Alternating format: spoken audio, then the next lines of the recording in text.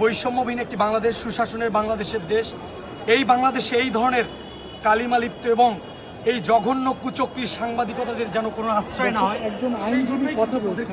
এই রিমান্ডে নেওয়ার ব্যাপারটি আসছে।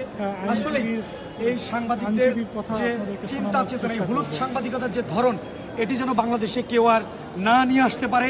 এই ধরনের যেন দালালি, কুচক্রীপনা, উস্কানিমূলক বক্তব্য দিয়ে জনরোষ যেন তৈরি করার না প্রতিবন্ধকতা যেন এই দেশে আবার না তৈরি হয়।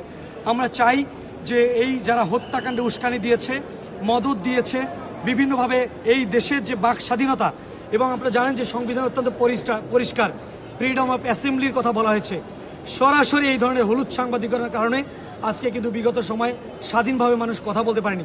স্বাধীনভাবে কথা না বলতে পারা, সংবাদ মাধ্যমকে কুক্ষিগত করে এই আনিসুল হকের মতো যারা কালাকানুন তৈরি করে, দম বন্ধ করে টুটি চেপে ধরে রাখে, তাদেরই আজকে বারবার রিমান্ড দরকার। কারা জড়িত ছিল, কারা তাদেরকে এই ধরনের মদতদাতা হিসেবে এই দেশে প্রতিষ্ঠা করার ক্ষেত্রে সহযোগিতা করেছে, তাদের আইনের শাসনে এই আজকে আমরা যারা আদালত প্রাঙ্গণে এখন আছি, আমরা চাই যে এই রিমান্ড নিয়ে সঠিক তথ্য উদ্ঘাটন হোক এবং ভবিষ্যতে যেন এই ধরনের তৎপরতা না চালাতে পারে, না দেখাতে পারে, তাদেরকে অচিরেই এই আইনের কাঠগড়ায় নিয়ে এসে বিচারের সম্মুখীন করা হোক। এজন্যই আজকে এই